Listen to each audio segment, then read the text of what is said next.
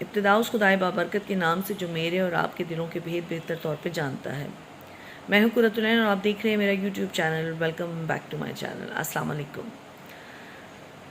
بات اس وقت کروں گی حمیرہ اصغر کی، جس کی ایک مسخ شدہ لاش تھا، ایک بہت خراب حالت میں لاش جو کہ فلیٹ کے اندر سے ملی، اور اس واقعے سے ہمیں کیا سبق حاصل کرنا چاہیے اس پہ گفتگو کروں گی۔ اگر دیکھنا چاہتے ہیں تو دیکھتے رہیے میرا یوٹیوب چینل۔ حمیرہ اصغر ایک آرٹسٹ تھی، وہ ڈراموں میں بھی کام کر چکی تھی، تماشا گر میں بھی انہوں نے کام کیا، فلم جلیبی میں انہوں نے کام کیا، ماڈلنگ کرتی تھی، اچھی خوبصورت لڑکی تھی، اور اپنے گھر سے بھی وہ اگر نکلی تھی تو وہ کام کے سلسلے میں ہی نکلی تھی۔ اور ایک چیز اور جو ہے بہت زیادہ امپورٹنٹ ہے وہ یہ کہ اس نے تعلیم ہی ویژول آرٹس میں حاصل کی تھی۔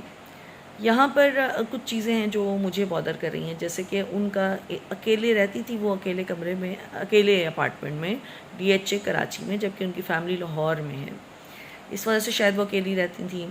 لیکن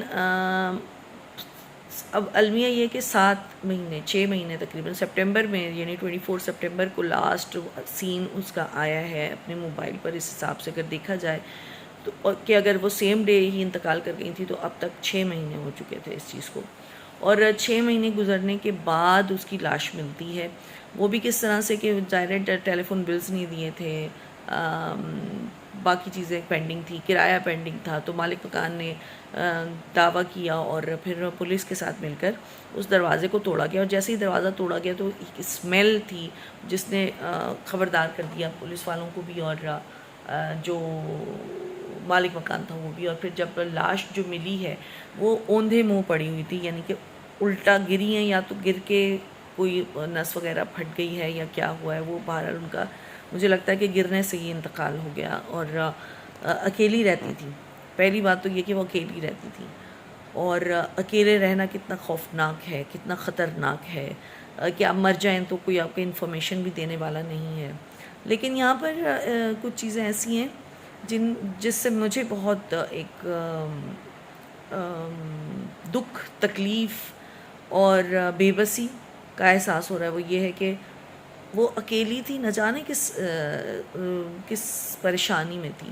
یاد رکھیے ہم جو مسلمان ہیں نا، ہم اگر مسلمان ہیں تو مسلمان تو اجتماعیت کو فروغ دیتا ہے، اسلام اجتماعیت کو فروغ دیتا ہے۔ اسلام میں ہے یہ کہ آپ اپنے پڑوسیوں کا خیال رکھیں، پڑوسیوں کو بھی ادھر اگر آپ کے پاس پڑوس میں کوئی ہے تو ان کو سالن بھجوا دیں، ان کو کوئی کھانا تھوڑا زیادہ بنائیں تاکہ پڑوسیوں کو دیا جا سکے۔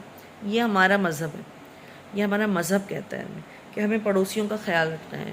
اجتماعیت اتنی زیادہ ہے اسلام میں کہ نمازیں جو 5 ٹائم کی گئی ہیں وہ بھی اجتماع کی صورت میں، یعنی کہ آپ نے جماعت میں اگر نماز پڑھی ہے تو اللہ تعالیٰ کو وہ زیادہ عزیز ہے۔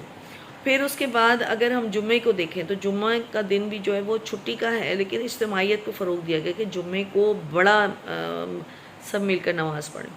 عید ہو یا بقرہ عید ہو، اس میں بھی اجتماعیت کو فروغ دیا گیا کہ آپ نے ایک دوسرے سے ملنا ہے۔ عید والے دن نماز جو ہے وہ سب علاقے کے لوگ جو ہوتے ہیں وہ ایک عیدگاہ میں جا کے ادا کرتے ہیں۔ تو بیسک جو چیز ہے نا وہ یہی ہے کہ اسلام اجتماعیت کو فروغ دیتا ہے، اور اسلام میں ہے کہ آپ نے آس پاس کے لوگوں کی خبر رکھنی ہے۔ تو یہ کون سی نسل اب جو آ رہی ہے کہ وہ اکیلے رہنا پسند کرتے ہیں، تنہائی میں رہنا پسند کرتے ہیں، ان کے ساتھ کوئی موجود نہیں ہوتا۔ اگر آپ اس طرح کی سچویشن میں ہیں کہ آپ کو اجتماعیت پسند نہیں ہے تو یہ الارمنگ سچویشن ہے، یہ الارمنگ سچویشن ہے، اپنا علاج ضرور کروائیں۔ میں مانتی ہوں انٹروورٹ پرسنالٹیز ہوتی ہیں، لیکن انٹروورٹ بھی کبھی یہ نہیں چاہتے کہ وہ تنہائی میں رہیں، ہاں وہ اکیلے رہنا اور خاموش رہنا پسند کرتے ہیں، بعض لوگ اسے یہ بھی کہتے ہیں۔ لیکن اگر آپ کے اندر سے اجتماعیت ختم ہو رہی ہے، یعنی آپ کو لوگوں سے ملنا اچھا نہیں لگ رہا ہے، لوگوں سے بات کرنا اچھا نہیں لگ رہا ہے، آپ کو لوگوں کی پریزنس ہی نہیں برداشت، اور آپ بالکل تنہائی پسند ہو گئے ہیں، تو میرے بھائی میری بہن اگر ایسا ہے تو علاج کرا لو، کیونکہ یہ نارمل نہیں ہے، یہ چیز ہمارے لیے نارمل نہیں ہے۔ اسلام ہمیشہ اجتماعیت کو فروغ دیتا رہا ہے، ہر جگہ کہیں پہ بھی کوئی اکیلی تقریب آپ کو نظر نہیں آئے گی۔ یعنی کہ اگر بچے بھی پیدا ہو رہے ہیں تو بکرا قربان کریں اور اس کی دعوت کریں اور لوگوں کو بلائیں، یعنی لوگوں سے جڑنا ہے۔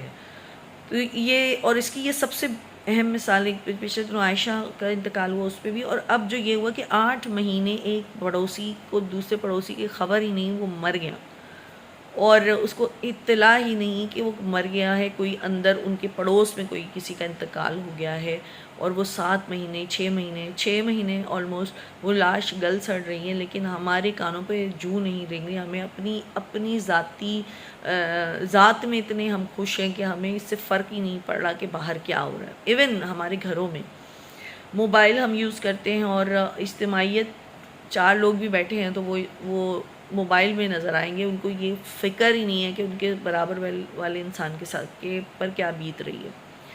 تو سب سے بڑی چیز جو ہمیں سیکھنے کی ضرورت ہے وہ یہ ہے، اجتماعیت پہ بہت زور ہے اللہ تعالیٰ کو، اور ہمیں اس کو اپنانا چاہیے.